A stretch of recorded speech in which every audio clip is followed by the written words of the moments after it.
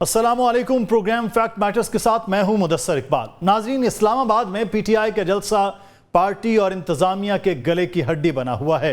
2 बार की मनसूखी के बाद बिलाखिर पीटीआई कल इस्लामाबाद में जलसा करने जा रही है। यह जलसा पीटीआई की सियासत के लिए यकीनन अहम है कि बानी पीटीआई की अदम मौजूदगी में दीगर क़यादत क्या आवाम को मोबलाइज कर सकती है या नहीं। इस जलसे को लेकर हाइप और पॉलिटिकल टेम्परेचर अपने उरूज पर है। पीटीआई इल्ज़ाम लगा रही है कि इंतजामिया और हुकूमत जलसे की नाकामी के लिए रियासती मशीनरी का बेदरेग इस्तेमाल कर रही है। कारकुनों को हरासा किया जा रहा है और रुकावटें डाली जा रही हैं, जबकि हुकूमत ये इल्ज़ाम लगा रही है कि जलसे को कामयाब बनाने के लिए केपी के हुकूमत सरकारी वसाइल इस्तेमाल कर रही है और जलसे का मकसद बानी पीटीआई के लिए एनआरओ का हुसूल है। इसके अलावा भी सियासत में हलचल में मुसलसल इजाफे का रुझान बरकरार है। आज इस सूरत हाल पर हम बात करेंगे। हमारे साथ इस वक्त मौजूद हैं सुन्नी इत्तेहाद कौम के सरबरा जलसागाह में मौजूद हैं साहबजादा हामिद रजा साहब। बहुत शुक्रिया साहबजादा हामिद रजा साहब आपके वक्त का। जलसे की इजाज़त भी मिल गई है, आप इंतजामात भी कर रहे हैं, लेकिन उसके बावजूद आज दिन भर हम देख रहे थे मीडिया पे पीटीआई के रहनुमा कह रहे हैं उनको उनकी रुकावटें जो है वो जलसा में डालने की कोशिश हो रही है। क्या वजह है?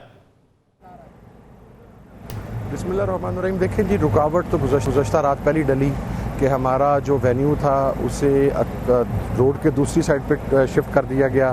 फिर सामान ले जाने की कोशिश की गई, लेकिन ऑनरेबल जो मेंबर्स हैं नेशनल असम्बली के मखदूम ज़ैन कुरैशी साहब, मैं, शेख वकास अकरम साहब और खुसूसन लीडर ऑफ द अपोजिशन वहाँ पर मौजूद थे। हमने वो सामान तो नहीं जाने दिया। रात 3 साढ़े 3 बजे तक हम सामान वापस ले आए।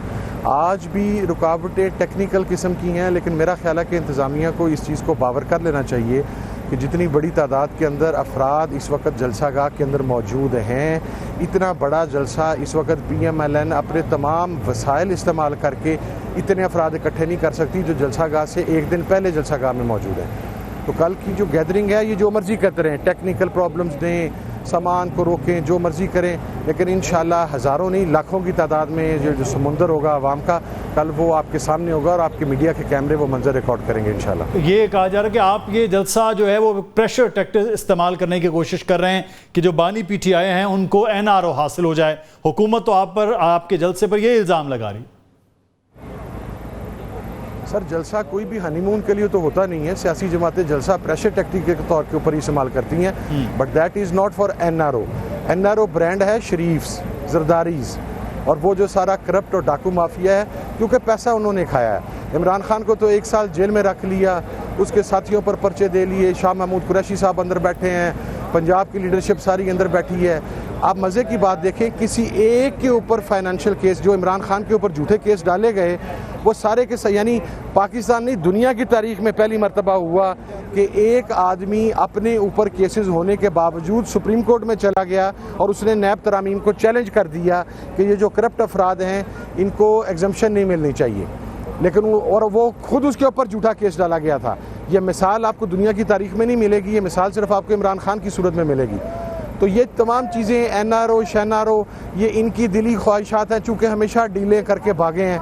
कभी सऊदीया गए हैं, कभी जनाब ये कतर गए हैं, कभी ये लंदन पहुँचे हैं, कभी ये US पहुँचे हैं।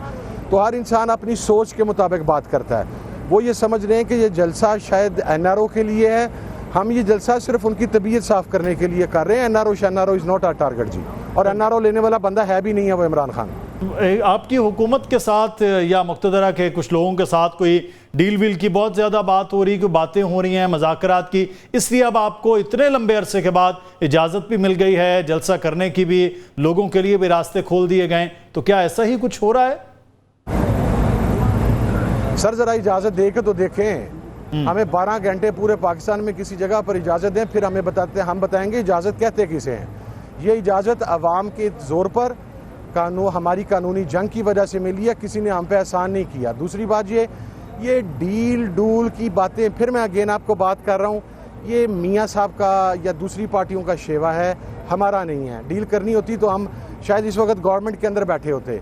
तीसरी चीज़ ये, हाँ, मुज़ाकरात बिल्कुल किसी ना किसी जगह पर कोई ना कोई बात होती है, लेकिन बाकायदा मुज़ाकरात अभी स्टार्ट नहीं हुए। लेकिन एक बात मैं आपको और बात बता दूं, हम मुज़ाकरात कानून और इंसाफ की बालादस्ती के लिए और पाकिस्तान की बका के लिए कर रहे हैं, और मुज़ाकरात टेबल पे बैठ के कर रहे हैं।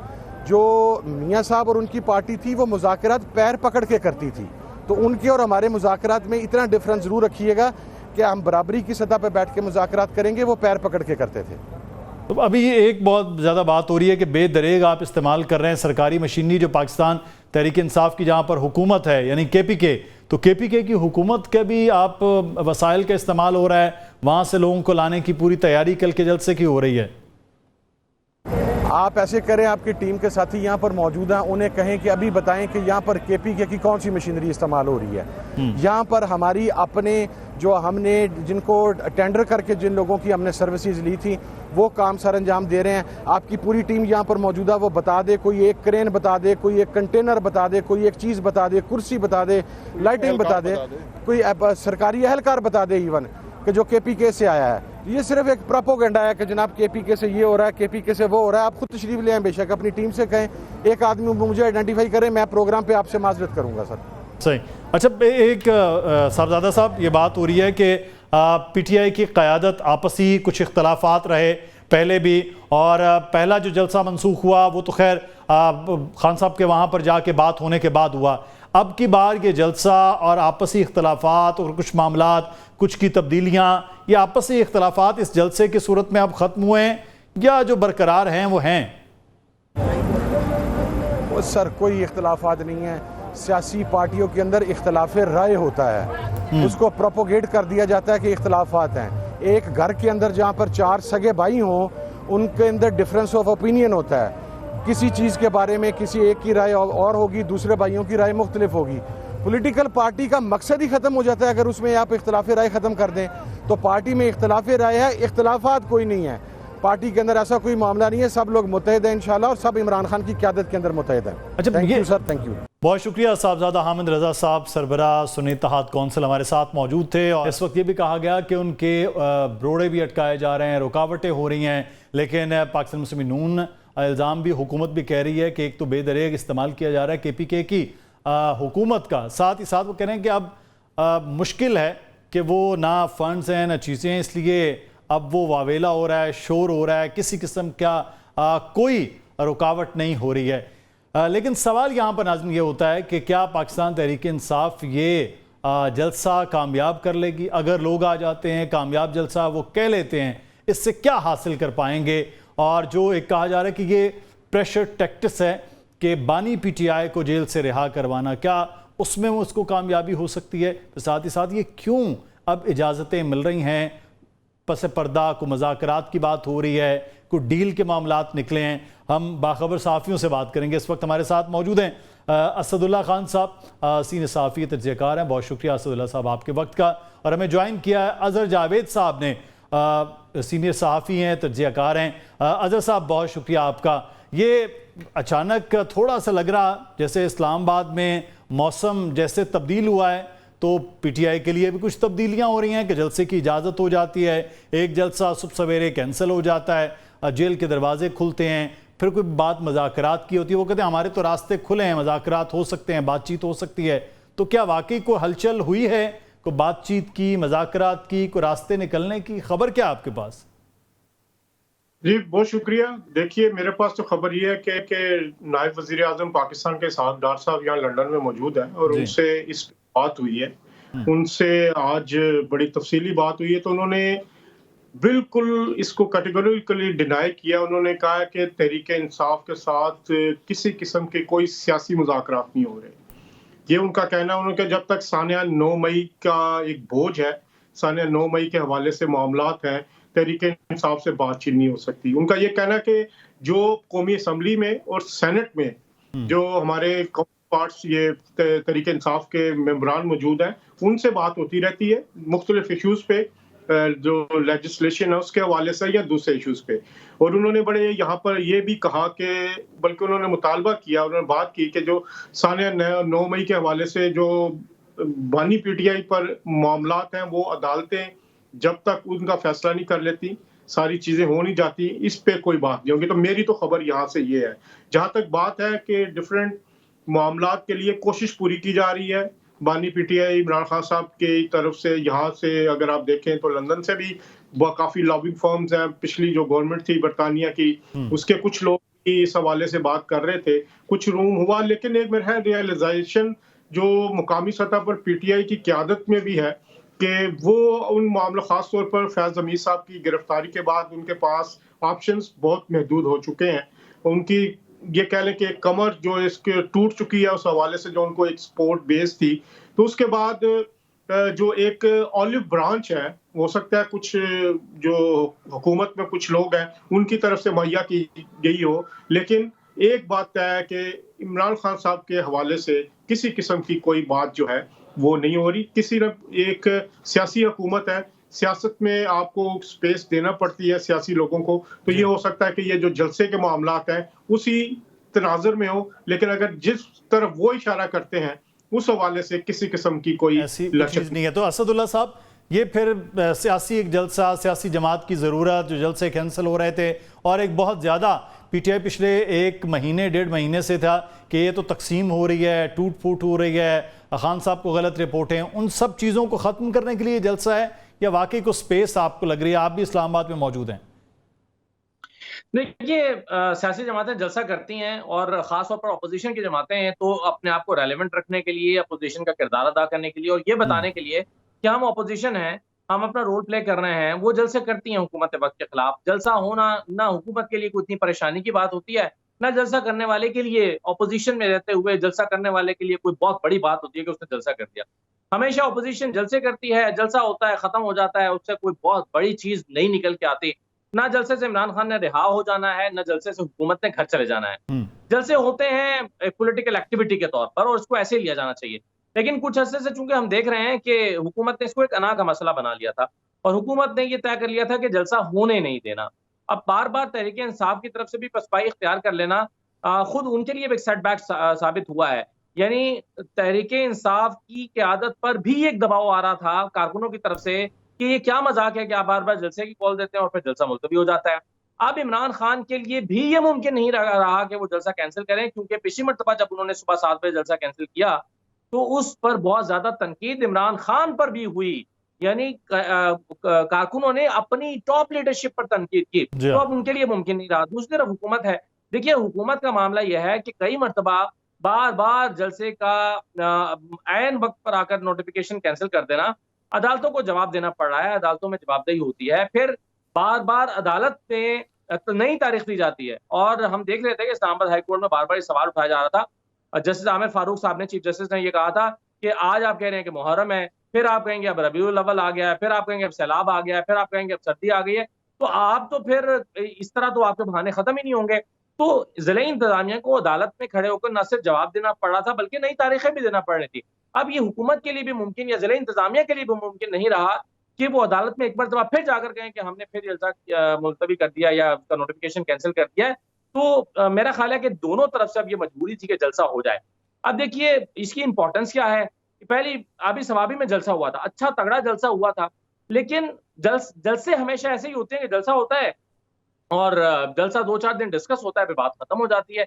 जलसे से कोई ऐसा इम्पैक्ट नहीं आ जाता कि इमरान खान ने जो है वो रिहा हो जाना है।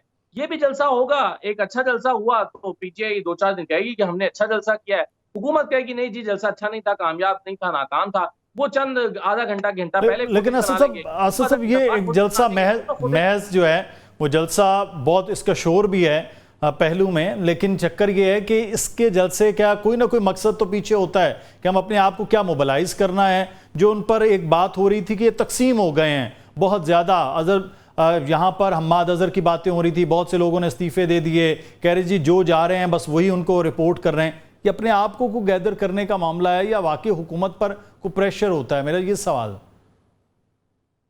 जी देखिए, हुकूमत पर दबाव उस वक्त आता है जब हवाएं बदलती होती। हमारे यहाँ माजी में चीजें बहुत हमने बेशुमार ऐसे इवेंट्स देखे हैं 2014 के धरने से लेकर उसके बाद से, यानी इमरान खान के खिलाफ जलसे होते थे, लॉन्ग मार्चेस होते थे, कोई फर्क नहीं पड़ता था। लेकिन जब हवा का रुख तब्दील हुआ तो फिर आपको कोई लॉन्ग मार्च भी नहीं करना पड़ता, फिर आपने सिंध हाउस में बैठ के बाजी पलट दी। तो जलसों से बाजी नहीं पलटी जाती पाकिस्तान की सियासत में। जलसा एक सिंबॉलिक होता है, कारकुन मुतहरिक होते हैं, एक आप माहौल बनाते हैं, एक मूव बनाते हैं और आप उसकी बुनियाद पर आप, यानी बेसिकली सियासी जमातों की ये खुराक होती है। आप देखें ना, 2-4 दिन पहले उस पर डिस्कशन हो रही है अगले लाहौर जलसे तक इस पर डिस्कशन होती रहेगी। तो ये खुराक है कारकुनों की, पॉलिटिकल पार्टीज की, उनको उनके लिए एक जो है वो उनमें एक रूप फूंकने के लिए ये इवेंट्स होते हैं।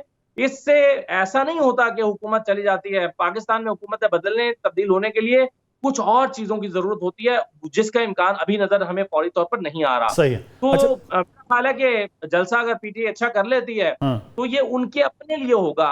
हुकूमत ने खामखा इसको अपनी अना का मसला बना रखा है। और आप देखें ना, हुकूमत ने अपनी सियासी गैर दानिशमंदी के नतीजे में क्या किया कि पहले ही जी वेन्यू तब्दील कर दो, और जनाब पुलिस पहुंच गई जी, सामान कब्जे में लेना शुरू कर दिया। इन चीजों से हाइप मिलती है, आप अपने पॉलिटिकल ओपोनेंट्स को मजीद हाइप देते हैं। अगर आप ये सब ना करें, खामोशी से एक जलसा होगा, चलें उस दिन सोशल मीडिया पर वो डिस्कशन में भी रहेगा और खत्म हो जाएगा। लेकिन हुकूमत जो है वो अपनी एक नाके से हिकमत अमली सही। से खुद इस जलसे को पहले से हुकूमत कामयाब को कर ऐसा देती है। ऐसा करने की क्या जरूरत हो गई थी, जब खुद भी बानी पीटीआई भी नहीं, सवाबी के जलसा एक अच्छा था, लेकिन तमाम तर गवर्नमेंट होने के बावजूद भी अजहर जावेद साहब वो जो माजी के जलसे हैं वैसा जलसा नहीं था। तो ये हुकूमत को क्यों इसकी जरूरत हो रही थी? कभी कैंसिल हो रहा है, कभी कुछ हो रहा है, तो क्या वाकई प्रेशर लग रहा था? आपने भी सवाल यकीनन किया होगा, कुछ ना कोई बात तो की होगी इसहाक डार साहब से कि इसकी जरूरत क्यों पेश आ रही थी? देखिए जी, जो बात है, ये हुकूमत वक्त कोई भी हो, कोई भी इक़्तिदार में हो, तो उनको अपोज़िशन का जलसा वैसे ही अच्छा नहीं लगता। और अब तो जो सूरत-ए-हाल है उसमें बहुत सारे फैक्टर्स हैं कि जिसमें अगर तहरीक-ए-इंसाफ का अगर एक कामयाब शो हो जाता है तो कुछ हलकों में प्रेशर आ सकता है। तो उस सारी चीज़ में हमेशा से सरकार की हमेशा यही कोशिश रही है कि कम से कम लोगों को इकट्ठा होने दिया जाए। अगर आप उनको शुरू में ही फ्री हैंड दे देंगे, तो जहाँ पर लोग कंफर्टेबल समझेंगे कि जी अब यहाँ पे मसला कोई नहीं है, तो ज्यादा लोग आएंगे। हर्डल्स आएंगी तो जो लोग आने वालों की तादाद जो है वो कम होती जाएगी। तो मेरा ख्याल है हुकूमत का मकसद यही है कि हर्डल्स शो की जाए, लोगों को बताया जाए कि बहुत मुश्किलात है, तो लोगों की कम तादाद हो। बहरहाल इससे फर्क नहीं पड़ता कि लोग कितने हैं कितने नहीं है। एक्टिविटी जो है सियासी जमात की, उसके हवाले से उसका कोई रिजल्ट भी निकलना चाहिए। और इस वक्त जो रिजल्ट है वो अगर लेना है तरीके इंसाफ का, तो वो सिर्फ और सिर्फ बानी पीटीआई इमरान खान के खुद हाथ में है। जो खुद जो जिस तरह के उनके इकदामात हैं या जिस तरह के जो पार्टी की सूरत हाल चल रही है, जिनके जहां पर कोई सुनने वाला नहीं है, जिसका दिल जिधर को कर रहा है, जो उनसे मिलके आता है जेल में वो अपनी मर्जी की बात करता है, वो फिर दूसरी तरफ भी तो अपनी मर्जी की बात की जाती है। कभी वजीर आला केपीके को हटाने की बात होती है, फिर अंदर से जो आता है कि नहीं मेरी पूरी की पूरी सपोर्ट है। इसमें ग्रुपिंग है, आपको भी पता है कि यहाँ पर जो अलीमा खान साहिबा उनका एक अलग ग्रुप है, मोहतरमा बुशरा बीबी का एक अलग ग्रुप है, दूसरे जो लोग हैं उनका एक अलग ग्रुप है। ये सारी ग्रुपिंग में पार्टी को बहैसियत मजमूई नुकसान पहुंचता है। और जब भी कोई पार्टी ज़ेर अताब हो या अपोजिशन में हो, तो उनके लिए इस तरह के जलसे से ज्यादा वो एक जो बैकडोर डिप्लोमेसी होती है वो काम आती है, जो कि इस वक्त नहीं हो पा रही। वो जो सिग्नल जो पहले वो कहा करते थे कि अंपायर उंगली खड़ी कर देगा अगर आपको खड़े कर रहा है, अगर आपको याद हो जो धरनों के दौरान होता था, तो वो अंपायर तो अब बिल्कुल सुन ही नहीं रहा, क्योंकि वो मैच में अब अंपायर ही नहीं है, वो एक साइड पे होकर बैठा हुआ है। तो इस सारी सूरत हाल में इन सियासी जलसों से जो है वो कोई तब्दीली ना आनी है। ये सिर्फ और सिर्फ जो शख्स अडयाला में बैठा हुआ है उसकी अना की तस्कीन के लिए पार्टी वर्कर्स को या पार्टी लीडर्स को एक टास्क दिया गया है कि ये जलसा जी हमने आपके लिए किया है। तो इस तरह का जलसा ना कोई फर्क डालेगा ना डाल सकता है। मतलब इस मैच में अंपायर जो आप कह रहे हैं वो ना देख रहा है ना सुन रहा है, तो असदुल्ला साहब अंपायर जब देख नहीं रहा सुन नहीं रहा, तो ये तो मैच फिर वैसे ही हो गया जैसे गली में हम खेल लेते हैं, किसी अंपायर की ना थर्ड अंपायर की ना किसी और अंपायर की ज़रूरत होती है। एक तरफ ये बात हुई थी पिछले तकरीबन कुछ 10-12 दिन पहले कि बातचीत हो रही है, कहीं मज़ाकरात हो रहे हैं, कोई ना कोई रास्ता निकल रहा है। दूसरी जानिब हम ये देख रहे हैं कि पूरे एक पैरेलल यहाँ भी और बाहर भी सोशल मीडिया पे एक पूरी कैंपेन चलती है अगेंस्ट पाक फौज भी, इस्टेब्लिशमेंट की भी, और उसको जोड़ा जाता है पाकिस्तान तहरीक इंसाफ के साथ। वो पूरी इस तरह की कैंपेन है। तो क्या एक तरफ बातचीत है, दूसरी तरफ ये चीज़ें हैं, तो हो नहीं रहा, किया नहीं जा रहा, या ये भी एक प्रेशर है? देखिए, मेरा नहीं ख्याल कि तहरीक इंसाफ की लीडरशिप की कहीं बातचीत चल रही है। राब्ते में लोग रहते हैं। आपको आपके इल्म में है कि पाकिस्तान तहरीक इंसाफ के लोग भी इस्टेब्लिशमेंट के साथ राब्ते में रहते हैं। कई सहाफ़ी भी राब्ते में रहते हैं, लेकिन राब्ते में होने का मतलब हमेशा कॉम्प्रोमाइज़्ड होना नहीं होता। पीटीआई में खुद एक बहुत बड़ा नारा लगाया जाता है कि जी आधे लोग तो हमारे कॉम्प्रोमाइज़्ड हैं। कुछ कॉम्प्रोमाइज़ होंगे भी, कुछ सिर्फ़ कनेक्टेड होंगे, राब्ते में होंगे, लेकिन करते वो अपनी मर्ज़ी से या पार्टी की पॉलिसी से चलते हैं। लेकिन इमरान खान की रिहाई के हवाले से मैं नहीं समझता कि कहीं पर भी कोई बातचीत एस्टेब्लिशमेंट के साथ हो रही है, या इस बात का कोई इम्कान है कि फौरी तौर पर किसी बातचीत के कामयाबी के नतीजे में इमरान खान रिहा असद साहब, हो। ये तो आपकी मुलाकात में एक सवाल यहाँ पर जो अभी बात भी कर रहे थे ना, अजहर जावेद साहब ने भी कहा कि वो अपनी मर्जी भी कर रहे हैं। अभी आपको भी लगा कि पार्टी पॉलिसी या अपनी मर्जी, तो यहाँ ये भी कहा जा रहा है कि कुछ लोग अपनी मर्जी से पार्टी को चला रहे हैं, वहाँ से फिर ऑर्डर आते हैं, अगले दिन फिर वो वापस आते हैं, दो लोग आगे आ जाते हैं, फिर उनकी झाड़ झपट होती है, वो पीछे होते हैं, वो आगे आ जाते हैं, वो एक पूरी पैरेलल चीज़ें चल रही हैं। तो बानी पीटीआई के सामने ना होने के वाकई ये मामलात हैं, और जो पुराने लोग थे जो इल्ज़ाम लगा रहे हैं कि पार्टी को कुछ लोगों ने हाईजैक किया है, वाकई पार्टी इस वक्त हाईजैक है? देखिए मुदस्सिर साहब, तहरीक इंसाफ क्या है? तहरीक इंसाफ इमरान खान का नाम है। अगर आज इमरान खान फर्ज कीजिए मंजर पर नहीं है, तो क्या तहरीक इंसाफ इसी शक्ल में एक बतौर जमात बरकरार रहेगी? मेरा नहीं ख्याल कि रहेगी। ये उन बाकी दोनों सियासी जमातों से ज़रा मुख्तलिफ है कि जहाँ पर मियाँ साहब पीछे हटे तो मरियम आ गई, जरदारी साहब पीछे हटे या बेनज़ीर साहबा गई तो बेनज़ीर के बाद बिलावल आ गए, जरदारी साहब आ गए। जरदारी साहब थोड़ा पस मंजर पर जाएंगे तो बिलावल साहब पार्टी को आगे लेकर चलेंगे। पीटीआई का मामला मुख्तलिफ है। पीटीआई में इमरान खान अगर नहीं है तो फिर पीटीआई नहीं है, फिर पीटीआई के 25 हिस्से हो जाएंगे। और अगर इमरान खान वापस आ जाते हैं पाकिस्तान की सियासत में, तो फिर आप देखेंगे कि ये इश्यूज ही नहीं रहेंगे। ये इसको कोई जिक्र ही नहीं करेगा। आप करेंगे ना, आज़र साहब करेंगे ना, मैं करूंगा। हम ये कहेंगे ही नहीं। अगर फर्ज कीजिए 2 महीने बाद इमरान खान पाकिस्तान की सियासत में वापस आ जाते तो क्या हम कहेंगे कि जी यहाँ पर तो ग्रुपिंग हो गई थी या ग्रुपिंग हो गई है? ये ग्रुपिंग खत्म हो जाएगी, इसका कोई जवाब ही नहीं रहेगा। मुश्किल वक्त है तहरीक इंसाफ के ऊपर, इसमें कोई दूसरी राय नहीं है। ये मुश्किल वक्त बाकी सियासी जमातों पर भी आया है, खास तौर पर नून लीग पर 2000 जब मार्शल लॉ के परवेज मुशर्रफ के मार्शल लॉ के बाद आया, फिर 2002 के इलेक्शन में हमने देखा ये मुश्किल वक्त आया था तो नून लीग किस हद तक सुकड़ कर रह गई थी। तहरीक इंसाफ तो फिर अभी इतनी उससे ज्यादा मुश्किल वक्त आने के बावजूद भी 90 सीटें लेकर पार्लियामेंट में बैठी हुई है, और अगर फॉर्म 45 पर हुकूमत बनती तो शायद तहरीक इंसाफ हुकूमत ही में होती। लेकिन आप इसको कंपैरिजन करें उस मुश्किल वक्त के साथ जो नून लीग के ऊपर आया था, तो नून लीग में बचा क्या था? नून लीग तो पूरी की पूरी भाग गई थी, तितर बितर हो गई थी। चौधरीज निकल गए, जनूबी पंजाब साथ छोड़ गया, इंटीरियर पंजाब छोड़ गया, बचा क्या था नून लीग के अंदर? 17 सीटें थी मेरा ख्याल है, और चंद एक लोग बचे थे जो जुल्म सहते रहे। तो तहरीक इंसाफ में तो शायद उससे ज्यादा लोग खड़े रह गए हैं अगर आप नून लीग के साथ कंपैरिजन करते हैं। तो मेरा नहीं ख्याल कि इन बातों से कोई फर्क पड़ता है। ये लोग जो खुश होते हैं कि जी पार्टी टूट गई, पार्टी में 25 हिस्से बन गए, पार्टी में ग्रुपिंग हो गई, ये मुश्किल वक्त में इस तरह की चीजें तो पार्टी जो है वो फर्द वाहिद के साथ बहरहाल वो जुड़ी हुई है। अब देखना यह है कि ये जलसे जो हैं वो वाकई किसी किस्म का कोई प्रेशर होते हैं। हमारे तज्जाकार कह रहे हैं कि प्रेशर तो नहीं है, बहरहाल एक सियासी एक्टिविटी ज़रूर है। सियासी एक्टिविटी के और आगे अगले आने वाले दिनों में क्या मामलात नज़र आते हैं वो देखेंगे। बहुत शुक्रिया अजहर जावेद साहब, सीनियर सहाफ़ी तज्जाकार हमारे साथ मौजूद थे। असदुल्ला खान साहब आपका भी बहुत शुक्रिया। हमें यहाँ छोटा सा एक ब्रेक लेना है, हमारे साथ रहिएगा।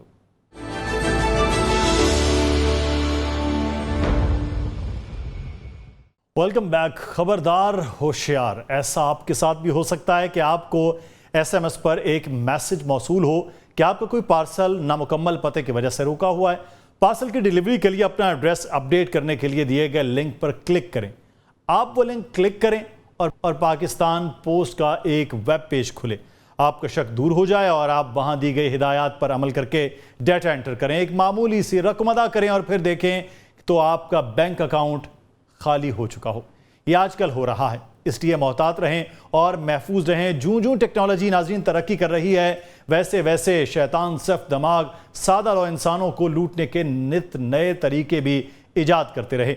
ऐसे एक डिजिटल स्कैम अब मंजर आम पर आया है, जिसमें आम शहरियों को मैसेज मौसूल होता है कि आपका पार्सल नामुकम्मल पते की वजह से डिलीवर नहीं हो सका, और यूं आम आदमी फ्रॉड का निशाना बन जाता है। अब ऐसे में यह सवाल भी अहम है कि आम आदमी इस तरह के इन ऑनलाइन फ्रॉड और डिजिटल स्कैम से कैसे बचे, क्योंकि सबकी डिजिटल लिटरेसी इस कदर अपडेटेड नहीं है। यहाँ ये सवाल भी आम है कि सार्फिन का डाटा एंटर स्कैमर्स तक कैसे पहुँचता है और डाटा तक रसाई में क्या मुतल्लिका इदारों की मिलीभगत शामिल है या ये कोई कोताही है या फिर स्कैमर्स सिक्योरिटी सिस्टम से ज़्यादा तवाना हो गए हैं?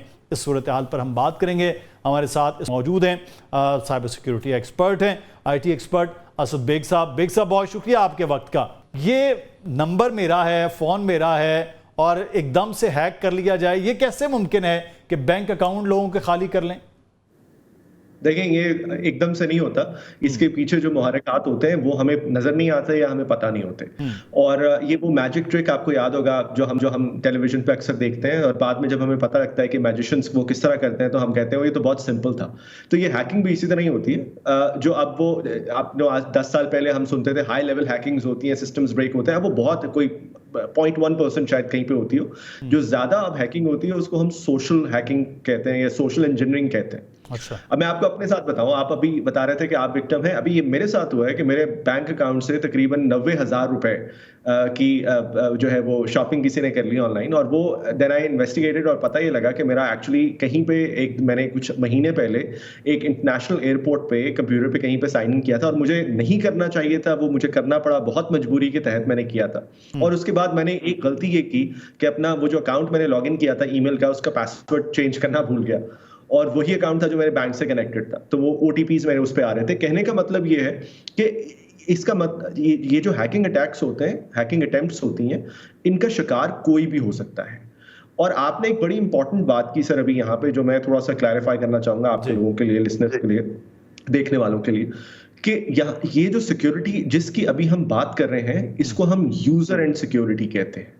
उसका मतलब यह है कि आप कितनी बड़ी फायरवॉल्स लगा लें, आप जो मर्जी साइबर सिक्योरिटी के इकदाम ले लें, जब तक आपको आपके यूजर्स में वो साइबर सिक्योरिटी का कल्चर नहीं होगा, यूजर एंड सिक्योरिटी नहीं होगी, तब तक आप अल्टीमेटली वल्नरेबल रहेंगे। मसलन कैसे सिक्योरिटी, कैसे मतलब यूजर्स अपनी कैसे कर सकते हैं?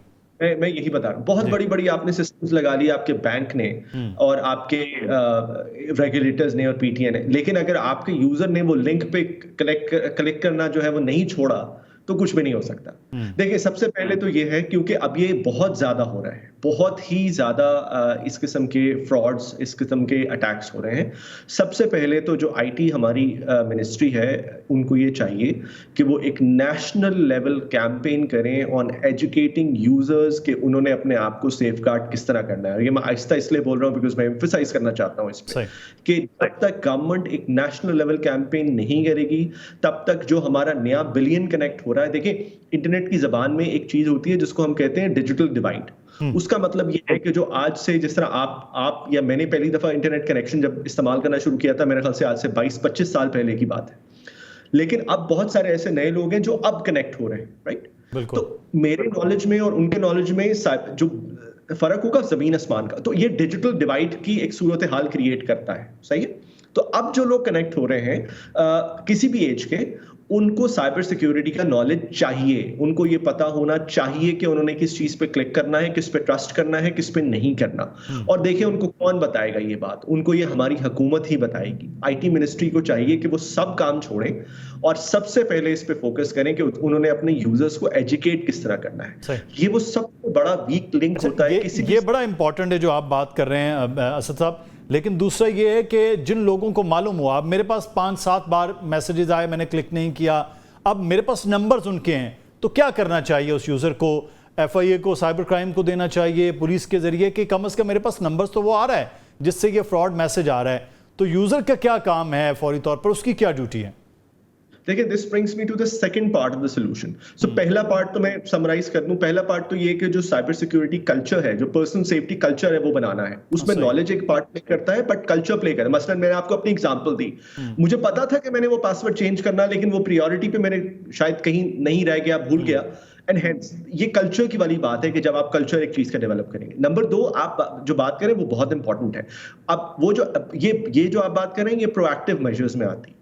यहाँ पे मुझे लगता है FIA को बहुत इंपॉर्टेंट रोल प्ले करना चाहिए, और जब तक ये 5, 10, 15, 20 केस स्टडीज और इनकी एग्जांपल्स नहीं बनेगी ऐसे लोगों की जो कि फ्रॉड करके लोगों के पैसे बनाते हैं और उनको जेल नहीं होगी, और ये एक पॉपुलर नैरेटिव नहीं बनेगा कि ऐसे फ्रॉडियर जो लोग होते हैं उनको पकड़ा जाता है और उनको जेल की जाती है, तब तक मुझे लगता है ये तो एक बहुत ईजी मनी बनाने का तरीका है हर एक के लिए कि किसी को भी फ्रॉड किया आपने और पैसे बना लिए एंड सो ऑन। सही। अच्छा, अब तो अब आम मैसेजेस आ जाते हैं आपको, फलां गेम शो से इतने लाख मिल गया, लोग वो रीलोड कर दिया, उसके बाद चीज़ें हो गई। ये एक बड़ा आम नॉर्मल सी एक चीज़ होगी। लेकिन मेरा एक सवाल जो था वो ये था कि हम आपका, असद बेग का, मुदस्सर इकबाल का वो नंबर जो है वो लोगों तक कैसे पहुंच रहा है? ये तो फिर इसका मतलब है कोई पर्सनल चीज़ें हैं ही नहीं कि अगर किसी बैंक के पास है, किसी इदारे के पास है, ये शॉपिंग करने जाते हैं वहाँ पे वो डाटा ले लेते हैं कि सर आपका नंबर क्या है। तो ये फिर नंबर ऐसे घूम रहे हैं कि कहीं से किसी को भी वो एक्सेस कर सकते हैं। देखिए सर, ये बहुत इंपॉर्टेंट सवाल आपने किया है और this brings me to the cyber security element of the whole country, जो हमारा एक बहुत बड़ा डिलेमा है इस वक्त। वो ये है कि सर आप 2018 में, मुझे याद है 18 या 19 में मैंने पहली दफ़ा एक स्टोरी की थी और वो स्टोरी ये थी कि नादरा का पूरा डेटाबेस और आपके टेलीकॉम का डेटाबेस जिसमें फ़ोन नंबर्स मौजूद हैं वो इंटरनेट पे पड़ा हुआ है। और उस वक्त इमरान खान वज़ीर आज़म थे, तो मैंने इमरान खान का डेटा निकाल के दिखाया था, स्टोरी में लगाया था कि शायद कोई सुन ले इस बात को। और ये मैं आपको कम से कम आज से 5 या 6 साल पुरानी बात बता रहा हूँ। तो इमेजिन करें कि कितना आसान, और वो और ऑनलाइन मौजूद था, वो कोई भी इस्तेमाल कर सकता था, कोई वो स्पेशल मैंने काम नहीं किया था। तो ये जो डेटा है सारा, इसकी कभी आपने सुना है, आपने या मैंने कभी सुना है कि इन्वेस्टिगेशन हुई है, टेलीकॉम कंपनीज का ऑडिट हुआ है कुछ, या किसी भी किस्म का कोई इन्वेस्टिगेशन हुई है कि ये डेटा किस तरह सेफगार्ड किया? कभी सुना आपने इस बात? नहीं, बिल्कुल भी नहीं, कभी ऐसी कुछ चीज खबर जो है कि जब तक ये वाला एलिमेंट नहीं होगा कि आपका और मेरा डेटा सिक्योर है, और जो लोग उनको सेफगार्ड नहीं करते या जो लोग कल्प्रिट्स हैं उनके उस अटैक्स में मुलव्वस हैं, या जो सेफगार्ड की माल प्रैक्टिसेस में मुलव्वस हैं, वो कैफरे किरदार तक पहुंचे, तब तक आप मुझे खुद बताइए कि कैसे कोई एग्जाम्पल, वही मैं बात कर रहा हूं, जब तक एग्जाम्पल क्रिएट नहीं होगी। अब यहाँ पे जो सबसे बड़ा एलिमेंट है वो डेटा प्रिवेसी और डेटा प्रोटेक्शन लॉज का है। अनफॉर्चुनेटली हमारे यहाँ बहुत पुश करने के बावजूद भी अभी तक डेटा प्रोटेक्शन को इनैक्ट नहीं किया गया। उसका मतलब ये है कि आम जबान में, सादी जबान में आपको बताऊं कि आपका और मेरा डेटा कहीं पे भी मौजूद है, कोई भी किसी भी कंपनी के पास है, हम किसी भी कंपनी को अकाउंटेबल नहीं कर सकते। हम ये नहीं कर सकते अभी विदाउट डेटा प्रोटेक्शन लॉ कि भैया आपने रिस्पॉन्सिबिलिटी ली थी मेरे डेटा को सेफगार्ड करने की, आपके पास से लीक हुआ है तो बताएं क्या। और बहुत जरूरी है कि कंज्यूमर प्रोटेक्शन के लिए और एक citizen friendly data protection regime के लिए कि ऐसे अच्छे लॉज मौजूद हो। और अच्छे पे मैं फोकस इसलिए कर रहा हूं बिकॉज हमारे यहाँ जो लेजिस्लेटिव प्रैक्टिसेस है अराउंड इंटरनेट, उसमें बहुत सारे गैप्स हैं। तो इसलिए मैं फोकस इस बात पे कर रहा हूं कि पब्लिक इंटरेस्ट में और कंज्यूमर इंटरेस्ट में एक डेटा प्रोटेक्शन लॉ लाजमी होना चाहिए, जो कि अभी तक नहीं है। और इसी वजह से ये सारे प्रॉब्लम्स जो जिनकी अभी हम डिस्कस कर रहे हैं, काफी बड़ी परसेंटेज इस वजह से। सही। अच्छा बेग साहब, आपने गवर्नमेंट के इदारों की, एक तो लेजिस्लेशन का मामला है, जो फिर FIA है या PTA है या बाकी कंपनीज हैं उनकी जिम्मेदारियां हैं, फिर दूसरा यूज़र है, सारिफ है, जिसकी अपनी एक बहरहाल जिम्मेदारियां हैं। लेकिन इस वक्त जिस सिचुएशन में मैं बात कर रहे हैं, इसका मतलब है आपका फ़ोन, मेरा फ़ोन, ये तो एक पब्लिक प्रॉपर्टी बन गया है कि कोई भी किसी भी तरह कोई भी चीज़ हैक हो सकती है, कुछ भी पर्सनल नहीं रहेगा, चाहे उसके बैंक अकाउंट्स हों या उसके दीगर डॉक्यूमेंट्स या अपनी कुछ चीज़ें पर्सनल हों, कुछ भी नहीं है इसका मतलब। नहीं देखिए, हम स्केयर मॉन्गरिंग नहीं, हमें नहीं करनी चाहिए। मतलब ऐसा भी नहीं है कि बिल्कुल ही हालात खराब हो गए हैं और बिल्कुल ही वो अंधेर नगरी मच गई है। देखें, FIA ने बहुत सारे ऐसे केसेस को प्रोसिक्यूट किया है पिछले कुछ सालों में जो कि फ्रॉड्स में मुलव्वस थे। आपने सुना होगा, देखा होगा खबरों में, जो हमारी डिवाइस की सिक्योरिटी है वो इन इटसेल्फ बहुत स्ट्रांग है। मसलन ऐसा नहीं हो सकता, आप वो भी केस सुना होगा FBI का, जहां पे उन्होंने केस किया था एप्पल पे कि वो उनका पासवर्ड खोल के दे, तो इसका था कि वो FBI वाले तक वो उसको ब्रेक नहीं कर पा रहे थे। तो हमारी जो डिवाइस की सिक्योरिटी है वो बड़ी सीरियस सिक्योरिटी होती है। वो किसी जमाने में हम एक टर्म इस्तेमाल किया करते थे कि मिलिट्री ग्रेड सिक्योरिटी है, तो वो हमारे अब सारे डिवाइसेस में मिलिट्री ग्रेड सिक्योरिटी है। सिर्फ 2-3 चीजों की कमी है। नंबर 1, जो साइबर सिक्योरिटी का कल्चर है, जो आपके जैसे, मेरे जैसे और हमारे वालिदैन जैसे लोग हैं जो डिवाइसेस इस्तेमाल करते हैं, उनको ये समझना पड़ेगा कि बहुत सीरियस एक कंसर्न है साइबर सिक्योरिटी का और हैकिंग का, जिनसे उनको बचना है। नंबर 1। नंबर 2, FIA ने जो अपनी प्रोसिक्यूशन है, इन्वेस्टिगेशन, उसको तेज करना है। देखिए, यहाँ पे हमें जरूर बात करनी चाहिए कि FIA की जो अपनी लोकल कैपेसिटीज हैं, उनके पास जो रिसोर्सेज हैं वो बहुत कम है। और एक नेशनल लेवल पे कितने, आप खुद देखेंगे PTA के फिगर्स क्या है, मिलियंस में है जो कि लोग कनेक्ट करते हैं इंटरनेट से। तो क्या ये इदारा, इनके पास इनफ रिसोर्सेज हैं? अगर आप मुझसे पूछेंगे, मैं कहूंगा कतई उनके पास इनफ रिसोर्सेज नहीं है the fraud cases and so on. Number 2। और नंबर 3 के जो हमारी लोकल कंपनीज हैं जो कि रिस्पॉन्सिबल हैं, जो कि जिनको हमें श्योरिटी देनी चाहिए डेटा प्रोटेक्शन की, उसके लिए बहुत जरूरी है कि consumer friendly data protection law. तो ये 3 चीजें हमें चाहिए, और अगर ये 3 चीजें हमारे पास हों तो मुझे लगता है कि बहुत ज्यादा हमारी जो सिचुएशन है वो बेहतर हो सकती है। बिल्कुल, बहुत शुक्रिया। असद बेग साहब हमारे साथ मौजूद थे। अब देखना ये है कि आवाम किस तरह से इसको ये अपने आप को महफूज कर सकती है। किसी भी तरह से कोई क्लिक नहीं करना है और इदारों का जो काम है उनको फौरी तौर पर करना है। प्रोग्राम से मुदस्सर इकबाल को इजाज़त दीजिए। अपना ख्याल रखिएगा। अल्लाह हाफ़िज़।